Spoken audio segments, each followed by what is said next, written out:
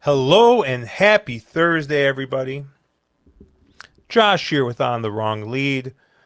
Another episode of On the Wrong Lead Live. And we got all Keeneland this weekend. Keeneland Fall Meet is back. And yeah, we're going to take a look at all the stakes racing on Friday, Saturday, and Sunday. And the nice thing is on Saturday that includes the all stakes pick five. So you'll be able to get get our thoughts on that pick five. It looks to be a pretty interesting play. I think there's a couple of wide open races. Unfortunately, Caleb not able to make it, which is most of the reason why we're actually starting on time. I get a bad rap. Like I'm the reason we're always late. But what usually happens is I send out the invite like 2 minutes before stream starts, and Caleb doesn't show up until like start time, right? So it's really his fault, right? It takes him 2 whole minutes to connect. But the man who usually joins instantly after I post the link, Mr. Mark Capitan. Mark, how you doing, my friend? I don't know if this is only Caleb's fault. I mean, the two of you do, hop on, start chit chatting, and then it becomes a long-winded conversation, and then we suddenly are 5 minutes late. But no, I'm doing good. The fall racing season is kicking in. To me, it doesn't feel like fall until Keeneland kicks off the fall meet. And as much as I despise the spring meet at Keeneland, the fall meet is actually really fun, very playable, very good racing product. And especially this opening weekend is interesting because you're going to see a bunch of horses that, if they run well, are going to end up in the Breeders' Cup. And there's probably, I don't know, almost every one of these races, you could see a horse come out of them and of the Breeders' Cup. So if you're somebody who's going to be playing the Breeders' Cup, and you want to go see some previews, some horses, and also some Euros that you probably haven't seen before, this is a very very good sequence of cards to be paying attention to. Yeah, I like Keeneland, but I do feel like there are the three stages of Keeneland, right? So the first stage of Keeneland is usually about, let's say, maybe 2 weeks before Keeneland starts. Some bullshit's going on at some meet. This happens in the spring all the time because it's like we're playing Gulfstream and we're like, okay, like I cannot wait to stop playing this nonsense and real racing comes back with Keeneland, right? Then there's the like first race at Keeneland where there's all the excitement, and then there's the usually second or third race at Keeneland where you're like, okay, what the heck? Like, why was I so excited for this? And then the cycle continues, where we constantly get excited. But no, I play. I mean, granted, my biggest score ever it was at Keeneland where I hit the pick six for $2 for about 14 grand. So I can't really be too negative towards Keeneland. However, I do I basically play every turf pick three that they offer usually, and the dirt racing I can kind of take or leave, but I think there's some interesting races I think in the next couple weekend or next couple days over here. So Yeah, and the other thing is, obviously we talk about these sort of higher base wager, sequences. Keeneland does have an all turf pick three. They were the original all turf pick three, and maybe you're somebody who doesn't like some of the dirt races on, say, Friday or Saturday, and you could target the all turf pick three, which honestly has better field sizes and is a little more competitive, and arguably wouldn't surprise me if the $3 base all turf pick three pays more than the 50-cent base pick five. That's the all stakes pick five. Wouldn't shock me at all, just given some of the racing. So yeah, good stuff either way around. And I mean, yeah, I do agree with you. I think the Keeneland Spring is a little more prone to those like, wait, where did that come from? Confuckery, right? But I don't think that the Keeneland Fall is normally as bad. I find Keeneland Fall to be a lot more playable. Yeah. Um, oh, Penn State Scott saying, "Welcome, gents. Time for Paco Free Keeneland, and time to reveal our beverage of choice." Mark, Ugh. what do you got? I failed miserably. I'm drinking water tonight. You're drinking Sorry. water. Well, I'm also drinking water. However, I also have a bottle of Redwood Empire here, Ooh. Lost Monarch. I've seen a lot of people talk about this, about Redwood Empire. I see a lot of people posting bottles of this, talking about how good this stuff is. I'd never had anything by them, and I was at the liquor store last weekend, and they had a couple of their small batch offerings at $30. So I picked this one up. It's like a mix between a bourbon and a rye. It's very good, and it's definitely worth $30. I would definitely check it out. Uncle Sully joining in. He's like, how can't wait for the 3 opening dates at Saratoga? And by Sunday, you look at your empty Naira Bets account. You're like, what was I excited about? Oh I man, mean, Saratoga, man. yeah. This Saratoga this summer, yeah, it was just like by the time real opening weekend came around, it just felt like the meet had already been going on for a month. But that's neither here nor there. We got maybe one more year of that, and then Belmont should be back and open by next fall. So, um, but Mark, we made the executive decision to try and cover not our normal 5 races, or actually we usually generally cover about 8 races now. I feel like in average, but It depends how tough they are. Yep. but we're gonna try and get through 10 races here. Hmm. Last week, we ended up going a little long with Matthew DeSantis, but I know he loves joining us. So because it's only 2 of us, hopefully we'll be able to get through this in a timely manner. But we're gonna start Friday's card, race 7. We got the Grade 2 Phoenix 6 furlong sprint on the main track for 3-year-olds and up. Your morning line favorite in this race is world record at 8-5. And Mark, you think that that's probably not going to hold? I don't think that'll hold at all. I think we've talked about this multiple times. The odds maker at Keeneland, I don't want to say isn't the best. It's very hard to make odds lines. I am, not somebody who would ever do a good job making odds lines. But I don't think this is how this ends up. I know both of us landed on the same horse, and that's the number 3 Skelly, who is the speedier speed going in a dirt sprint. If he breaks, nobody else can go with him. Now there's a couple question marks his last 2. But he is proven. Or I'm sorry, he's proven going this trip. 12:22 lifetime going this trip. And he's a if he makes the lead, I think he gets really, really, really dangerous. Now, you do have to do, kind of draw a couple lines to the last 2. The last 2 efforts weren't great, but he got a little break through most of the summer. Second off the layoff here, this is where you'd expect to see him kind of take that step forward. Louis got a feel for him last time out, and Asmussen spots him here. So I would imagine he's very well meant in this spot, and I think he's going to be super tough if I don't even think he needs to bring his best. I think if he brings his, but as long as he brings a decent effort, he should be very top. Yeah, obviously it's a speed horse going 6 furlongs, so I'm all over it. Okay. And it's my lone A in this spot. But I think when I looked at Skelly, and I think it was maybe on DRF, it looks a little bit better. But he really seems like a horse that likes to fire fresh, right?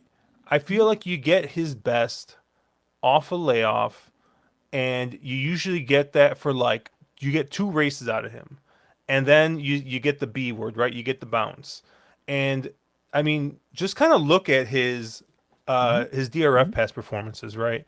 You get a 103 followed by a 102, great figures. kind of regresses to a 96, right? And then it comes right back 101, 103, regresses back to an 82. So I think you kind of got like you got a form pattern here, right? Yep. He can fire two races and then I mean, look at the Aristides, right? He gets a 67. Now, granted, right, the Louisville Thoroughbred Society race, right? He fired a 96. Honestly, that figure kind of fits in here.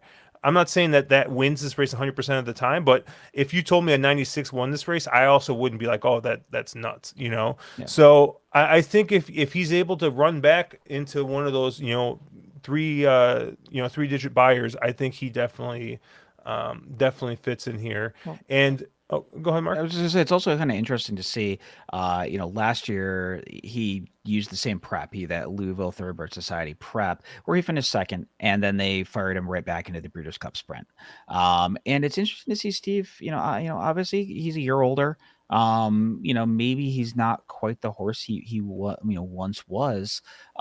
And again, he's never been some sort of like a world beater monster. But a very good horse, and obviously, I'm not going to dunk too hard on a horse that's won $2 million a lifetime. Obviously, been a very, very good horse, but interesting to see him take this, what is, at least on paper, a little softer spot than the Breeders' Cup Sprint. I think horses like Straight No Chaser and whatever the name was that Baffert that beat him last time out are going to be probably pretty tough in that effort. So interesting to see him point him here. Give him the shot in this. I do agree with you. He's never a horse that's strung together a long effort of really good races, but I think he's gonna be much the best in here and pretty tough to beat. Yeah, and for what it's worth, although there's a pretty big regression Mhm. on Bayer, I mean, Timeform gave that last figure a 130, Yeah. which just absolutely wallops this field, right? Yep. And obviously Skelly's run a 135 before, which like once again wins this race by open length. So I do think that um, I do think that Skelly's in here with a big shot. I mean, like honestly, I would bet the house at like 5-2 Oh yeah. on Yeah. him, Same. but Same. Yeah. you know. We'll see what we get. I'm guessing we're getting closer to 95 or 2-1. Um, so maybe we get a little bit of value, like trying to double out of him, maybe into this next race, which I think is the opposite of the race before. And that's race 8, the Jessamine, right? 2-year-old fillies going a turf route. Um, Man, I wish Caleb was here because, I kind of think that he would. Be having an aneurysm right now. Looking at this. Yeah, I yeah. mean, I mean, your morning line favorite is the 12 Time to Dream, and you know, I like Time to Dream. I think Time to Dream obviously makes a ton of sense, and this is the horse that won at first asking going 2 turns, right? Which is not always easy to do. And then they went right into a stakes race, going to mile 16th, and just completely airs, right? Wins by 5 lengths in that race. Timeform only gave that race, a couple extra points on that. But that figure is still solid, right, compared to this field. Um, but you look at this race, and you got some horses that have run just as fast. So I can't just sit here and single the 12. I mean, heck, you look at the 3, and if you believe any figures coming out of Kentucky Downs, I mean that 3 which ran a no one 102. does. Yeah, Yeah. Well, and no one I does. No. I I have a hard time believing that figure, right? And honestly, like I think if there were less pace in this race, I would be on board. But I do think that you're getting a full field of 12. You got a lot of horses in here stretching out. You got a lot of horses who've won on the lead, and I just don't think that you're gonna get an easy time on the front end. I think just to the 11s inside the 12s inside the 11, Imagination, the lady. I like this horse. This is the horse that went a mile at Kentucky Downs. Now we have a lot of horses that had just gone 6.5, right? This is the horse that's gone a mile, which people tell you that's probably like going a mile 16th mile in the eighth, right? Because of the uphill, because of the extra, undulating in that course. And this is a horse that won pretty easily. Now, granted, it's a horse that won on the front end, and it seemed like speed was king at Kentucky Downs for most of the meet. So you get some questions, but you get Frankie Dettori to ride this horse, and I'll tell you, Frankie Dettori, if there's one thing that he knows how to do, or one thing I've noticed about him in these turf races, is I feel like he's a very, very good judge of pace.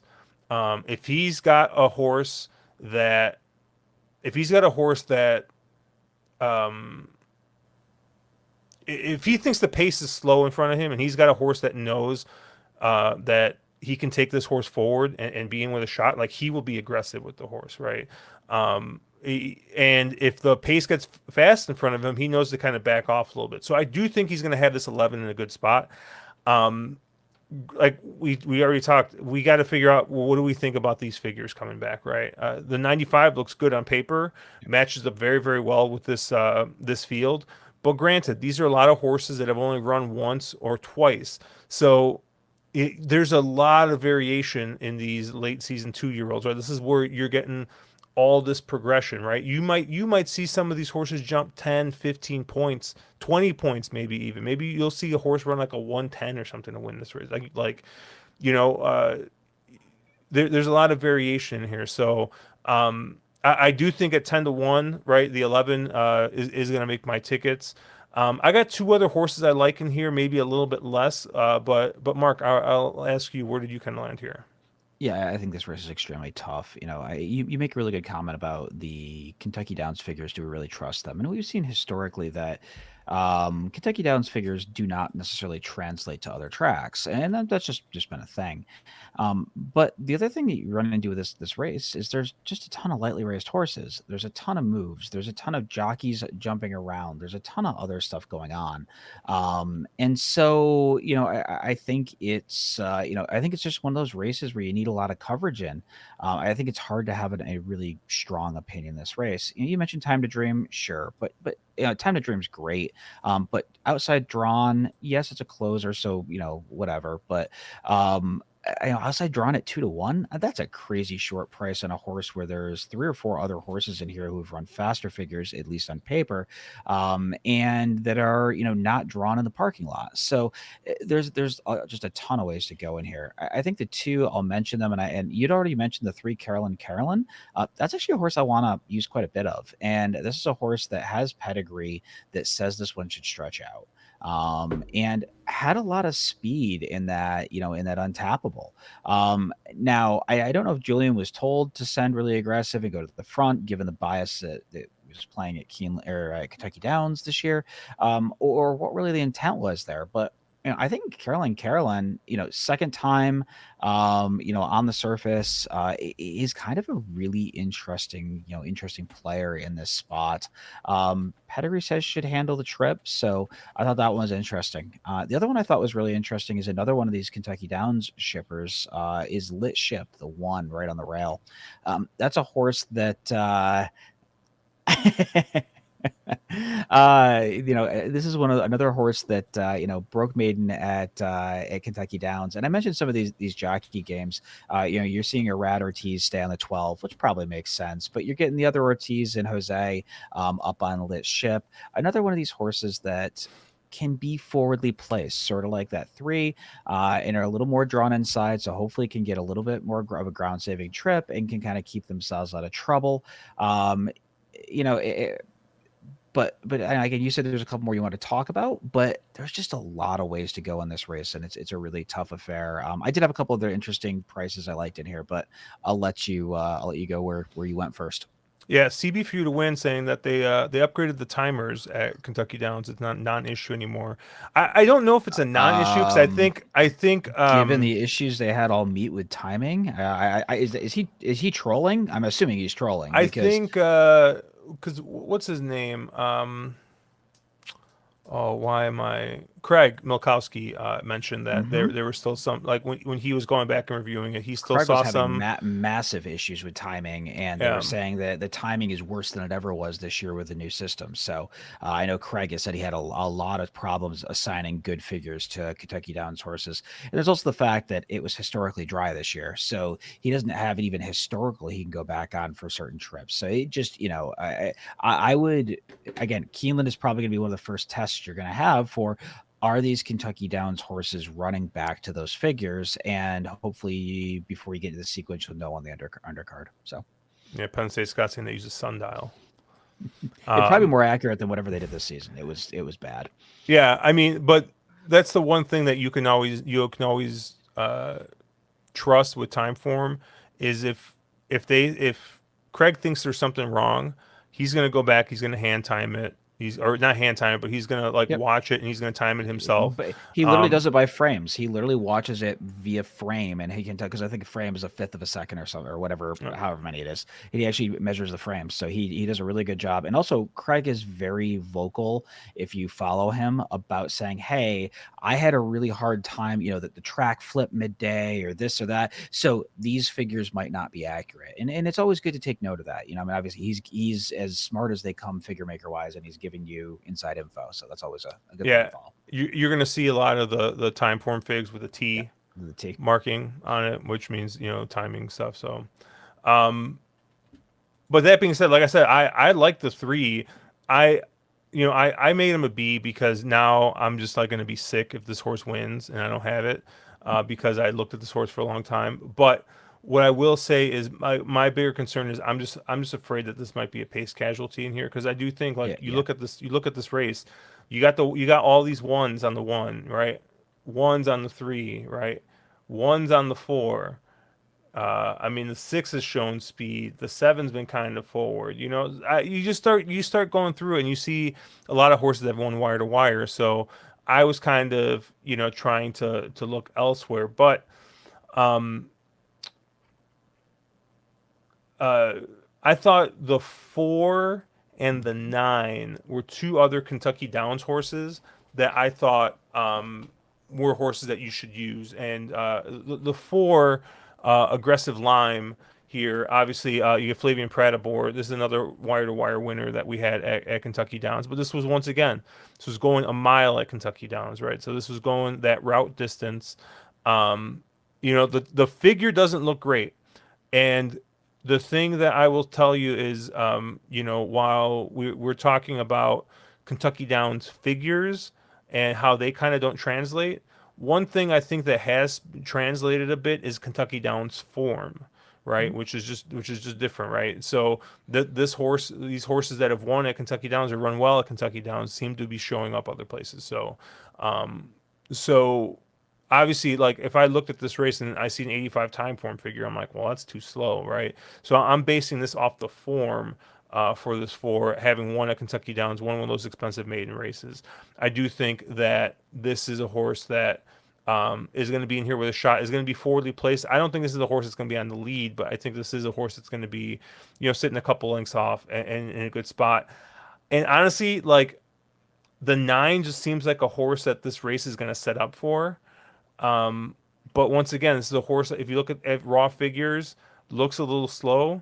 I mean, you look at that race at Ellis Park, but I do think this might be a horse that just gets the setup, right? Yeah. And might just be able to close into it. So the nine Infinite Sky is the other horse that I liked in here. So I got the 11 and 12 as A's. I got the 3, 4, and 9 as B's. Mark, are there any others you want to talk about in here? Yeah. I think you mentioned the four aggressive lime, and I thought that horse was really kind of interesting because Gaff is up. The horse wins by 4 lengths on debut, and then he gets off to ride the 8 loveliest. So I don't know, is this we're moving to, we think we have a horse that might travel, and therefore we want a jock who maybe has a little bit more mobile tack than others. Or is this a case that, loveliest did have some excuses in that last out effort. Lovelace is a horse that was very impressive on debut, and blew away a maiden special weight field at at Ellis. Came back in Kentucky Downs, and if you watch the trip notes and you watch the race, I think that's a horse that may have some excuses, and because of those excuses, may get really ignored on the board. Gaff seems to stick there. He's very high percentage for the Keneally barn. So I wonder if somebody like Lovelace is actually a really interesting player in this effort as well. So that was the other one I would want to have on tickets. And I would also say I think both eligibles are very interesting if either one of them do draw into the field. I think I don't know who. Again, if the horse at Flavian's on scratches, he would end up on the 14 Dinah, who I think is probably the one I like the more of the two. But I think both of them are pretty interesting. All right. And then that moves us on to race 9, the Alcibiades.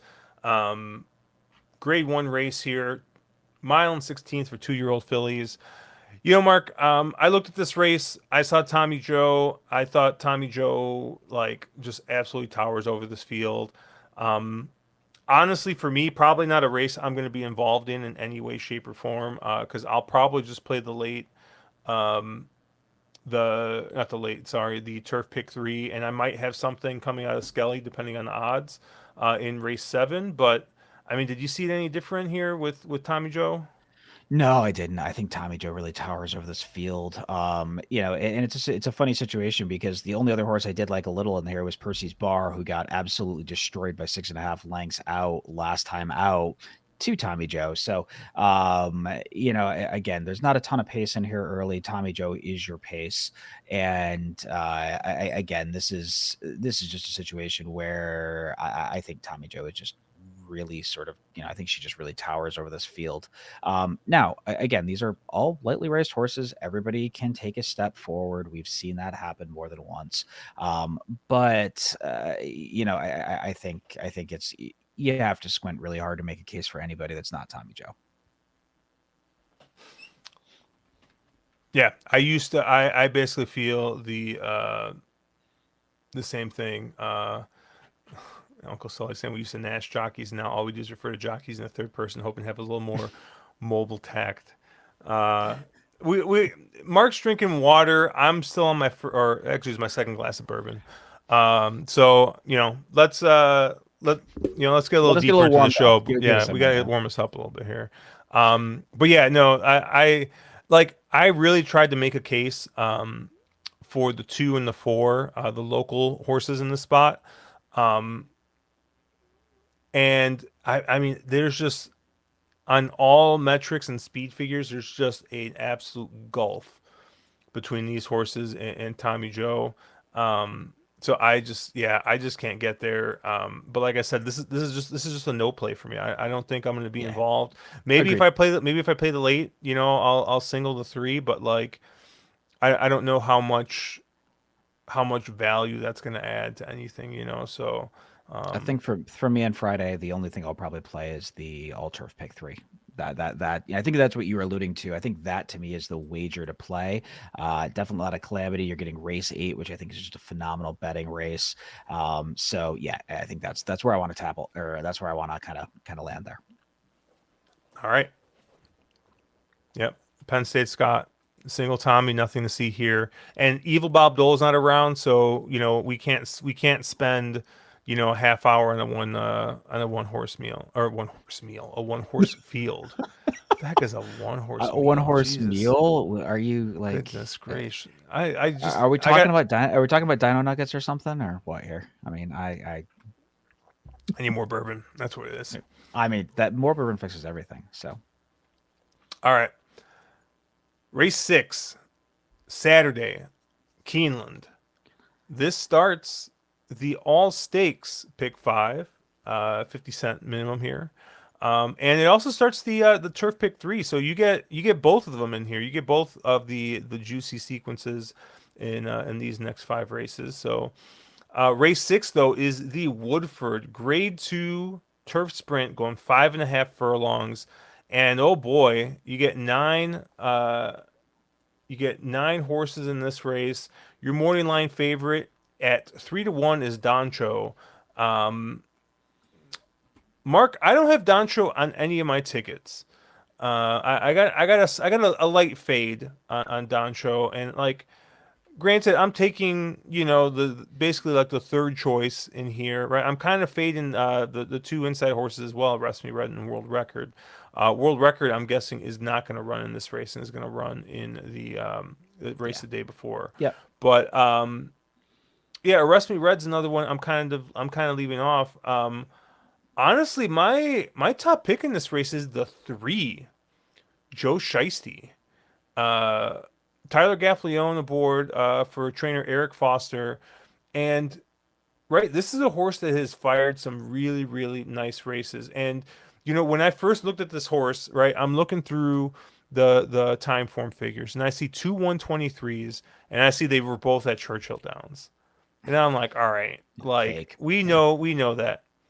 But then you go back, 5.5 furlong turf allowance as a 3-year old. He ran a 121 on this very course, going 5.5. So maybe he just likes Kentucky, right? I mean, really, like his only bad races. I mean, he's got that one bad race, or he's got two bad races at Ellis Park, and he's got the one bad race at Kentucky Downs, but the Keeneland and Churchill races, they all look pretty good. So, um, I mean, I think 8-1 is a heck of a value on this horse. So this was my top pick in this spot. And the other two horses that I'm going to use, the eight Kadim or Kadam, Frankie Dettori takes them out here. And right, this is a horse that showed up last time at Kentucky Downs, and he ran fine. But we've talked about that Kentucky Downs turf was just an absolute highway. You had to get on the front end. You had to go wire to wire. And this horse, was sixth, made up some ground, finished third in that race. You go back to last year when Jamie Spencer came out, you kind of saw the same thing. You kind of had the same or a very similar turf track where it was once again just a highway. Speed was good. So I think coming here to Keeneland on a more fair track, I think is actually going to be really, really good for this horse. So I like the 8 in this spot. And then the other horse I'm going to use is I'm gonna go back to the Governor Samwell. And this is just another horse that you kind of cross out the Kentucky Downs race. And this is a horse that looked like he was improving as a 3-year-old. And Kentucky Downs, you kind of take or leave, I think, and I think you can kind of put a line through that race. I think that this is a horse that could run a really nice race here. This is a horse that has won at Keeneland as a 2-year-old, so likes the surface here. So I definitely think that Governor Sam is in here with a pretty good shot. So I got the 3, 7, and 8 as my A's in this spot, and those are the only three I'm going to use. Where did you land here, Mark? Yeah, so took a pretty long look at this race, and I feel like I'm gonna be channeling my inner Chase Sessoms here for a moment. When I looked at this race, I saw a whole bunch of horses that they only have one way to go, that they are absolutely desperate, need the lead types, and they can't win any other way. So that's Arrest Me Red, World Record, Joe Shiesty, Doncho, and Governor Sam. They all fall into that desperate need the lead type. And so I was saying, well, okay, who's the speed of the speed? And you already talked about Joe Shiesty, and I think Joe Shiesty is the speed of the speed. I just really wonder if Joe Shiesty gets really softened up by all these other horses that just sort of have to go because they just can't win any other way. So I found two other horses that I think are going to be able to pass horses and sit an off the pace trip and kind of get that get that run in the lane. So one of them you mentioned was the eight. I think Kadim, however we're saying that horse's name. That's a horse that can pass other horses, can sit off the pace, and can kind of make that late move.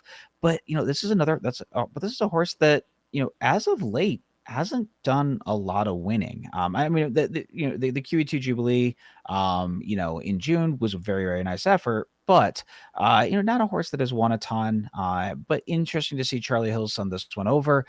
My guess would be this is an effort to see if this one runs well here. They probably end up in the Breeders' Cup Turf Sprint with this one, and they're probably trying to see, does this horse handle a one-turn race? Does this horse handle the American Going? Those types of things. But I think horse is a major player in here given the pace setup. And the other horse that probably really benefits from the pace setup is the 4, Outlaw Kid. You're getting Flavian Pratt up on a horse. The figures have not been ones that jump off the paper as being fast enough to win this race, but this is a horse that can pass other horses and is going to get that kind of a setup. I thought, again, end of the or whatever, July of last year, that effort down at Aqueduct was really nice. And I thought the Vice Region up at Woodbine, also another effort where this one is able to kind of sit off from those speeds and kind of pounce late. Now, the horse probably needs to take a little bit of a step forward. Is it likely that a 6-year-old does that? I don't know, but I've heard this Flavian Pratt guy is pretty good, and at 10-1 at least, I'll take a shot that one takes a step forward because I think the pace setup is right. So, again, I was a little long-winded there. I like Joe Shiesty if Joe Shiesty can get loose. If World Record scratches out of here, I like Joe Shiesty quite a bit more. But other than that, I think this may have a tendency to come apart. So the 4, the 8 were super interesting. CB for you to win. Inside posts. Who gets through tight turn at the end wins up the rail. So I think he does think that maybe if the Joe 3 can get Shiesty? across to the rail, might have a shot. Uncle Sully saying Joe Shitebox and Khartoum. Yeah, so I won't be going with any of those. I'm going Junior Mafia on y'all, except Mark doesn't say y'all. So I do not say y'all. I'm assuming he means the 7, Governor Sam with Irad Ortiz Jr. is where he's going, but yeah, we'll I see. mean, sure. Let's move on. The TCA race 7, 6 furlongs on the main track. Mark, how often do you see this where you have a 6 furlong race and you get time form saying blue favors front runners? Not very often. Those are not common ones. No. Long neck. I know where you landed. So Oh yeah, of course. Well, I see that, and I see yeah, long neck yeah. Paula. I mean, I gotta go now. The interesting thing about long neck Paula, though, and the reason why this isn't just an absolute stone cold single, is because this is a horse that has gotten an easy lead previously in that prior S, and ended up losing by 4.25 lengths. Granted, the race 2 back, I think the horse had a little bit of fight and just got necked or lost by a head in that race. And you go back and you see a couple of those other races where I think she has to work a little bit more for that lead and fights a little bit early. I think are her better races. So I don't know. Maybe this, maybe she just got complacent last time. Maybe Dylan just was too confident. I'm not sure. But you get Jose Ortiz aboard. Jose absolutely just has been lights out in Kentucky, and right, you get a horse that should, by all on paper at least, have everything her own way on the front end. So long neck Paula is my top choice, but I have one B, and that's the 7 Zeitlos. Vava's in here right as your 7-5 favorite, but Mark, like I get it, right? This is a horse that has run very, very well, has been very, very successful going 7 furlongs. I mean, I don't know if you looked up 7 furlong horse in the dictionary, there would be a picture of Vava on the right there. So I guess I have some questions about going 6 on this horse, right? Now, granted, right, like we always you go back and has a couple of races at 6, but it really hasn't gone this short in a long time. And like, heck, the Charlestown Oaks, or was it the Charlestown Oaks? Whatever race at Charlestown going 7 furlongs, that's a 2-turn race, right? So it's not even like, I mean, I just think that this is not Vava's race. This is not Vava's game. So I don't really want to touch Vava at 7-5 in this spot. So I kind of looked at Zeitlos, and I thought that you kind of had the opposite with Zeitlos. I think this is a horse that's been running the wrong distance. I think this is a 6 furlong horse. And if you cross a line through all the other races that aren't 6 furlongs on the main track, you got a different horse, right? I mean, this is a horse that absolutely loves going 6. So I think Zeitlos getting back to the right distance is good for this horse. You get Flavian Pratt aboard, right? We're saying nice things about jockey's Uncle Sully, right? Only nice Where's things. you know Only what? nice things. Let me where Are you I gonna gotta Pratt get. simp yourself? I'm gonna Pratt simp myself. Where is that at? Okay, well done. Well played. Oh God, there we go. All right. But honestly, this just seems like a horse that's really, really getting back to what she wants to do. So I like Zeitlos in this spot. I think Zeitlos at morning line. I think she's definitely worth a win bet. If you're playing any kind of contest or anything like that, I think you can key around a horse like Zeitlos. I like her a lot in this spot. Long neck Paula should have everything her own way in the front end. Let's see if she can hold it together. I'm not really sure if she can, so I'll use Zeitlos as well. So I got the 2 and the 7. Those are the only horses I got here. Mark, where did you land? Yeah, so the 2-horse Longneck Paula will be on 0 of my tickets. That horse to me screams as the prodigal westward horse that just never takes that step forward from 2 to 3. She, on paper, screams here. Figures she's got. Well, she's run that one figure at Saratoga that does fit. But interesting to see that Johnny V is not who ran that freaky figure with her. Is in the Jersey Girl. Is not back on her here. And it seems like there's been quite the jockey carousel on here. Literally every single start, she gets a different jockey. Nobody seems to want to stick with her. I don't know if she's a hard horse to ride or what's going on there, but she just feels like that kind of horse that hasn't taken that step forward. Was very, very, very, very good as a 2-year-old and is winless as a 3-year-old. So I will let her beat me at what is probably a short price. I'm a little less against Vava than you are. I think if you look at where Vava has kind of done her best stuff, it's when she can sit just off from the pace and kind of press at the top of the stretch. And that seems like what the kind of trip she'll get here. She'll be able to she'll be able to sit off from Long Neck Paula, who I don't necessarily know if she can, kind of carry that speed. And Vava should get that kind of right kind of trip. I understand where you're coming from, but she really has only run 1 6-furlong race in her career. Maybe she is a 7-furlong specialist. Maybe you're right. Maybe she just doesn't want to do. This is a little too sharp for her. But I don't have any issues with Vava. But my top pick in here is actually the second longest price on the board, and that's the 6-horse Praying. Yes, I realize I am playing back to one fig, but that one fig happens to be the Prairis Saratoga going 6 furlongs, where she put up a 1:15 time form. And I really wonder if this is the case of a late developing 3-year-old who, Robert Medina is very kind of good. He's not a high percentage trainer, but he seems like one of those guys that kind of takes care of his horses. And this is just a case of this horse is kind of getting the back half of her 3-year-old season, really putting the pieces together and really kind of figured it out. She was off for quite a while from May, from end of May to end of August, was clearly training up at Saratoga and training very forwardly. And I thought that, that last out effort was very, very, very nice. And I think she kind of sits the same trip here. Johnny V's up, which I love to see.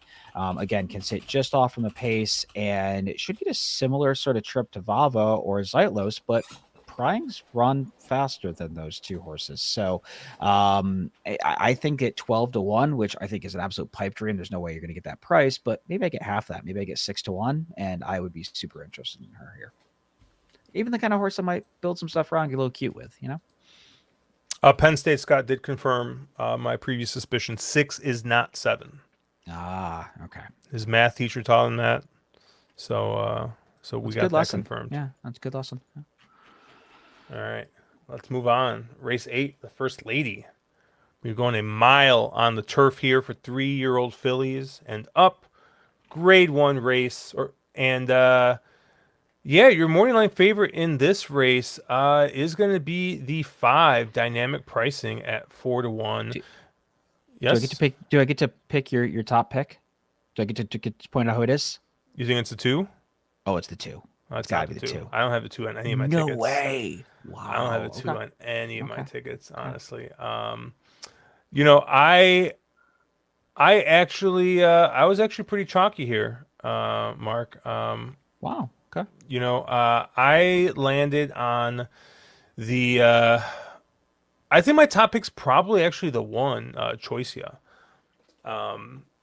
This is just another horse that, I looked at and ran her best race here at Keeneland in a Jenny Wiley, got her grade 1 win there.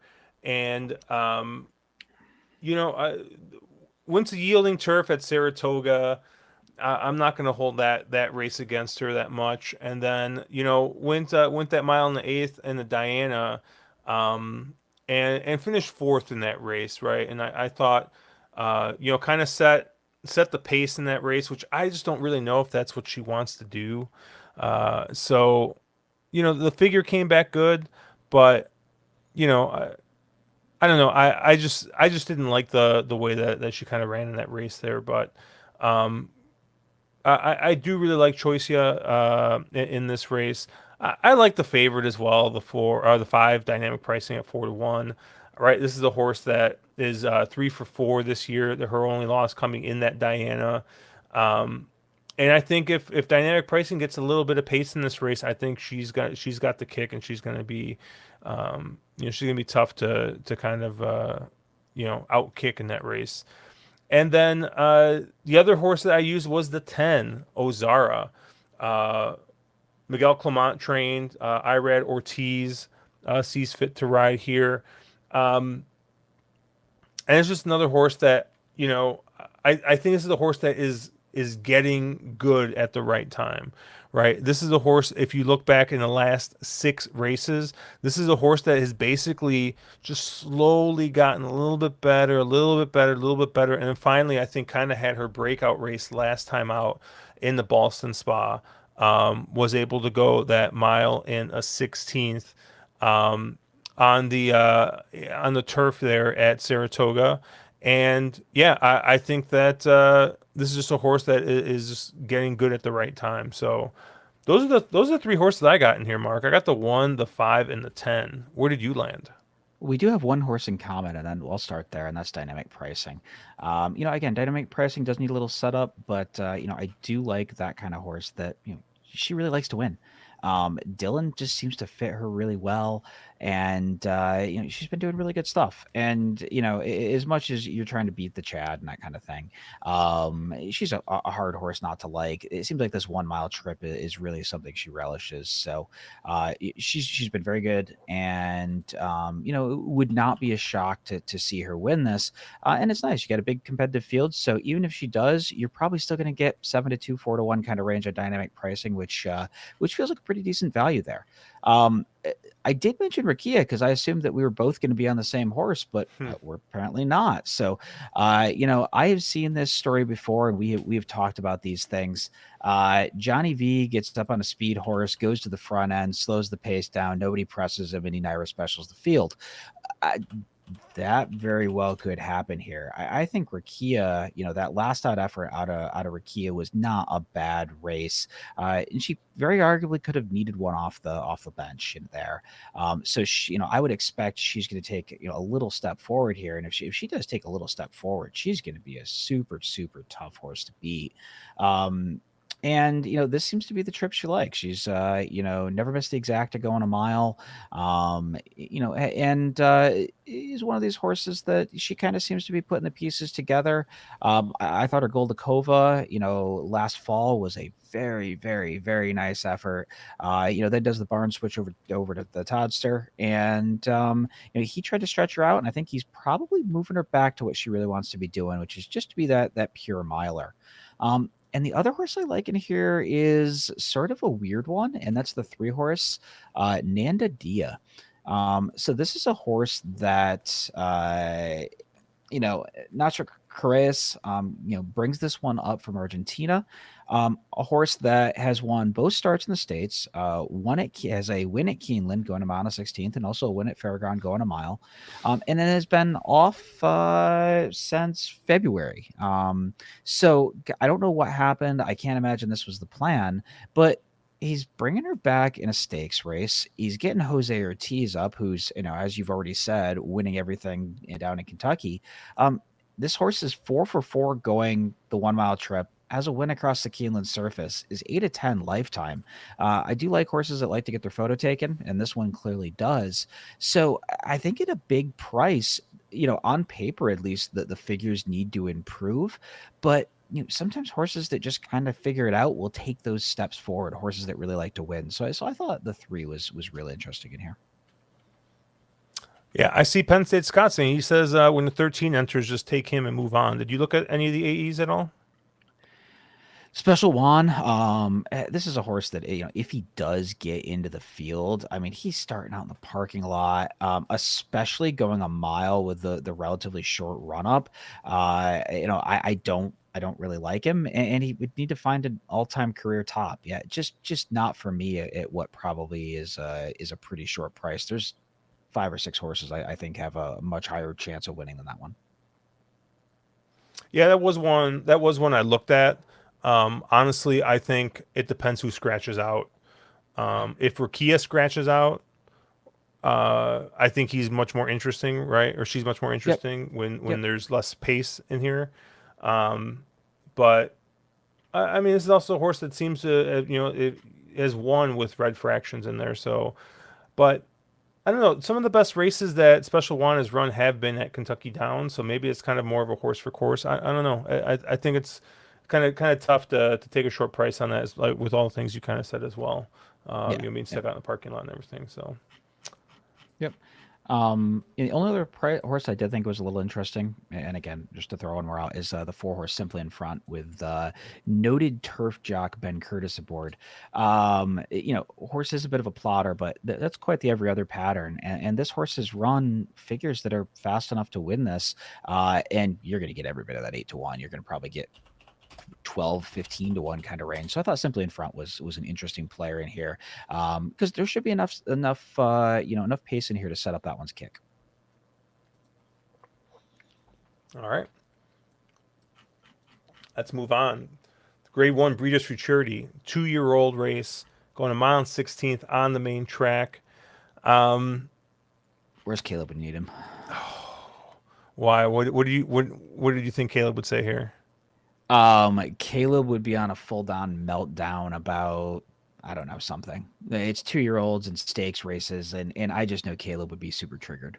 The inner West Virginia would come out. Yeah, so your morning line favorite in this race is the 6, Ted Noffy. Right. This is a horse. This is 4 to 5 on the morning line. Mark, what are your thoughts on the 6, Ted Noffy? I think Ted Noffy is.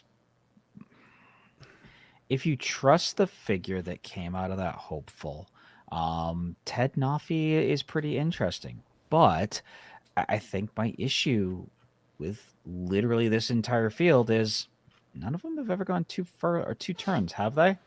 And that's just kind of scary. A mile at Ellis is 1 turn, right? Yeah, it's like 1.5, Like or it's like it's like a the Wilson shoot. It's like yeah.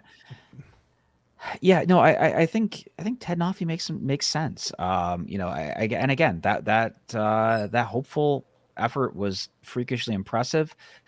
I mean, I think if you're betting against Ted Noffy, you're playing against a bounce or something, right? It kind of seems like the horse to beat in here, right? I don't know. What'd you think? I had something like really intelligent to say in here. Because I landed on a single A and it was not Ted Noffy, it was a 7 Ewing. Ewing, yeah. Yeah.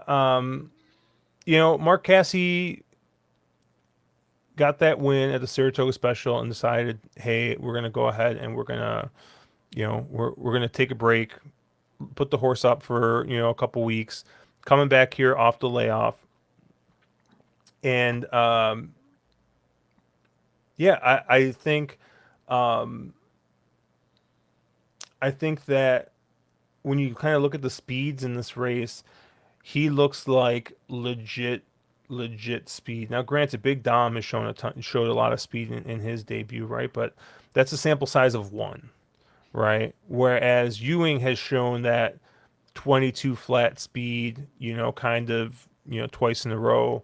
Um, and honestly, I'm a little interested because um, I don't know if I'm getting like too meta with this thinking, but right, at least in my mind, this might be the first kind of big Knicks Go horse, right? And I always feel like these like newer sires, right, when they get these horses going, I feel like there's a little bit more intention on where these horses get spotted because um, I feel like they're more carefully managed, right? Because obviously the breeder has got a ton to kind of gain because hey, like we want to make this horse look as good as possible, make the sire look as good as possible. So I think when I see a freshman sire type horse aggressively placed like this,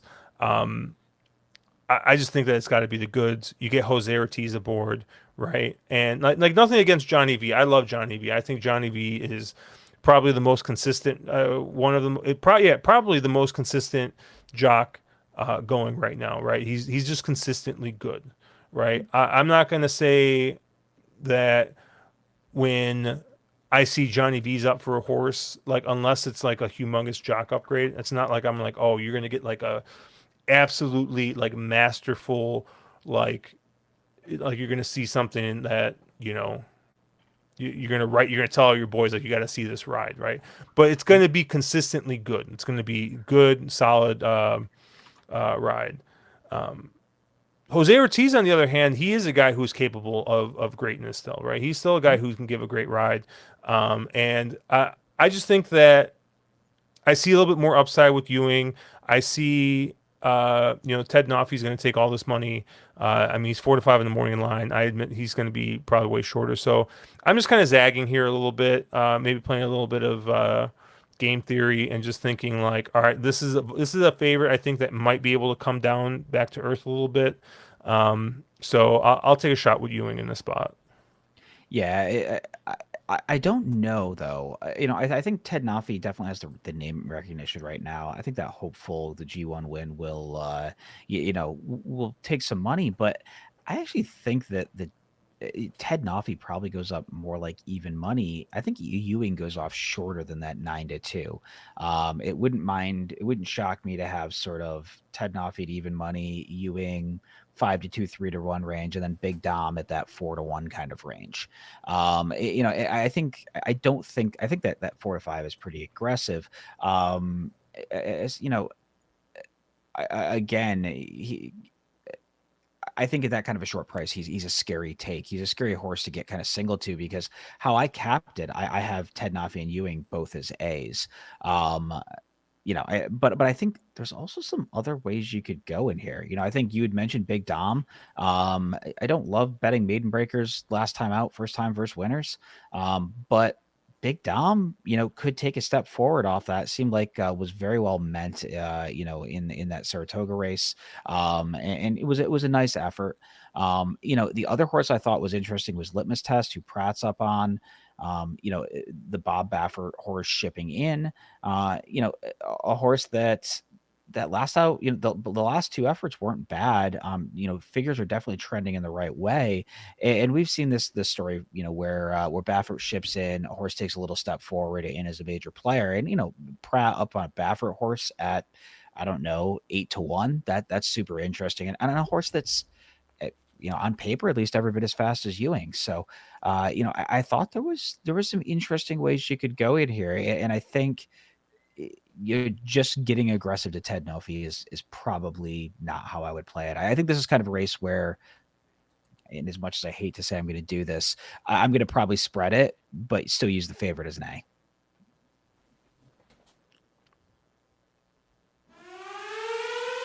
Yeah, defensive A, something like that. I A don't know, defensive whatever. A. Defensive A. James Kinchin mentioning that Simply in Front from the last race is a horse that Fortnite is Yep. Fun gave out Yeah, last time I he think he's ran. right. So yeah, um, yeah, yeah, I just think, like I said, I think you're going to get a little bit more value on Ewing. But, Mark, if you kind of have this horse as an A, maybe like you're right, maybe this is the horse that's going to be bet down a little bit more. But I'm going to try and get around 10 off you here in this spot, and see if we can make some money. Race 10, the closing leg. Grade 1 turf mile here for 3-year-olds and up, going a mile on the turf. Um, Mark, I would love to hear where you landed in this race because I feel like I took the easy way out. So where did you land here? Yeah, I think this is a one horse race, and I think the morning lines are going to get are fairly bad, and I would imagine the morning lines move a lot. I think you just need Diego Velasquez in this race. You're talking about a horse that he's running 123 European time form figs going a mile. And I know the numbers are supposed to translate, but we know they don't. And so you probably give him 8 or 10 points off that. That means he's running 133s, which is a massive level above everybody else that's in this field. He's been and he's also been going versus some really good horses. He beat Notable Speech last out. Notable Speech is a monster. And a couple back, he got beaten by Rosalind, who's arguably one of the best milers in the world right now. Got the Solani Leopardstown, got beaten by Mustaraf, who's also another amazing horse. He beat, Tarawa, who I think shipped in for the Breeders' Cup last year and ran really well. So I would imagine this is a spot with Diego Velasquez where they're shipping him to the States so that they can get a race into him and he can kind of get adjusted to the time zones and be here early. And he's going to be really pointed for the Breeders' Cup Turf Mile, or I should say the Breeders' Cup Mile. But my only thing is here, is he really cranked and ready to go for this spot? But I don't know if he really needs to be cranked and bring his A+ stuff. I think if he just runs, kind of a B level race, he is much, much, much the horse to beat in here. There's other ways you can go in here though, and I wouldn't be surprised if you used a few others trying to get around him. But in a race where I think a lot of people are going to be spreading, I'm just going to get really aggressive to him. No notes. I No have a single notes. A in this race. That's Diego Velasquez. Okay. I will say I do have more to say though because um, while I think Diego Velasquez, if he runs back to that last race, I mean everyone's running for second. Um, there are a couple of horses in this race that are interesting. Obviously, program trading is a horse that has shown the ability to run 125s in time form, and I think that's a respectable figure in this field. But I mean, he's running 120, 125s, 127s. I mean, a horse like Mercante has got a 126. Granted, it was at Churchill Downs, and we've talked about how those are that's just a weird weird kind of field. A horse that I am a little interested in is the 7 Epic Ride, and I saw Penn Mm-hmm. State Scott already say, "Just say it, Josh, Epic Ride." I'll tell you what, man, this is a horse that has run some nice races, has been able to be forwardly placed, and been able to get himself involved. And if you kind of look at this race, there's just a shot that he's able to kind of get a little loose in here. But I don't know, like the horse, like the one Donegal Momentum. I mean, he's shown some pace. Um, so I think he might get a little pace compromised. Probably more like a C type for me. Howard Wolowitz ran in that turf sprint and closed on in one of those races where it was tough to close. So maybe you upgrade him a little bit, but he's one that hasn't gone this distance yet. So I don't think I want to take 6-1 on that. So I think Diego Velasquez is a lone A for me. Epic Ride probably makes some of my tickets. Program trading maybe, but I don't know. I think the other horse that I would be interested in is the 10 Brilliant Birdie. Yep. And it's the horse that has run well here at Keeneland before. I mean, he's run well at a bunch of tracks, but right, I always like to see a horse that's got a bit of form at the track currently. So I got Diego Velasquez as my lone A. I'll use some Brilliant Birdie. I'll use some Epic Ride. Any other horses you want to talk about in here? No, I think Diego Velasquez is my lone A. I'll have Brilliant Birdies, probably my lone B. You were saying you thought that Epic Ride could get loose. I don't know if Epic Ride gets loose. I think there's a lot of pace in here, and I think the trip I want. And Diego Velasquez, if you haven't seen his run style, he sits just off. He'll kind of sit that pocket trip. Brilliant Birdie will be a little bit more mid pack, but if I would expect the front end to kind of melt away at this race because I think there is a lot of pace. So it might set up very nicely for Brilliant Birdie, who does like to win races, travels very well, has a bit of an every other form cycle, has a win at Keeneland. It is 4-6 going this trip. So that will be my kind of lone B. And yeah, I mean, we could talk this race to death because it's a really cool field. It's a really good field, but I don't need any more than that. I'm good. All right. Let's move on to Saturday or Sunday's card. We got two grade ones to finish or two group graded races. We got a grade one and a grade two. Um, Mark, race 9, the Spinster. We're going a mile and the eighth on the main track. Torpedo Anna in here at 8-5. Um, I've spent a lot of time trying to beat Torpedo Anna, so I finally have given up, and I'm going to single Torpedo Anna in the spot. Um, what do you think? I think this race is extremely, extremely interesting. In the fact that Torpedo Anna is an extremely talented horse. She's an absolute monster. But you're getting you're getting this game, which is always fun this time of year. And we'll see it we'll see it in races like the Jockey Club Gold Cup, where you have these older horses, and then you have the best of the 3-year-olds get run versus olders that first time. And with Nitrogen, you're getting that in here. She was really, Nitrogen has been absolutely phenomenal on turf. And, really the only one scar there is getting nosed by Fionn. And, but they, she, caught a rained off the turf in the water again. And then they ran her back in the Alabama. And, she was impressive in both those efforts. So she just seems to be one of those types that can run on any surface. Definitely more money to be made running on the dirt. Does she need to take a step forward here? Yeah, she does. But I think she has every right at this point in the year. She's going to, as a 3-year-old, this is probably going to be one of her best races. And on paper, Torpedo Anna is not that much faster than her. Yes, Torpedo Anna is a little faster, and yes, Torpedo Anna is going to be kind of your controlling pace in this race. But Nitrogen has run those types of horses down before, so I think if you twist my arm at this point in time, as much as I love Torpedo Anna, I think I got to land on Nitrogen in here. Fair enough. The time I finally decided to trust Torpedo Anna, maybe it's going to be like Well, Good Cheer. Well, and Yeah. and also, I know this is a race you probably didn't want to spend a ton of time on. There's also been arguments being made for both Scylla and Jinjin in here. Neither one of those horses are any slouches. They are not that much slower than any of any of the other two on their best day. Jinjin probably needs to take a little bit of a step forward, but is going to sit a nice stalking trip. In Scylla, can run in those 120s. Scylla on paper is every bit as fast as Torpedo Anna. They both have a career time for them, the same exact figure top. So I don't really think there's a big gap there. So interesting betting race, really cool one to watch. I would imagine will be the same and probably not have a ton of money going through it, but be just you're there for the show.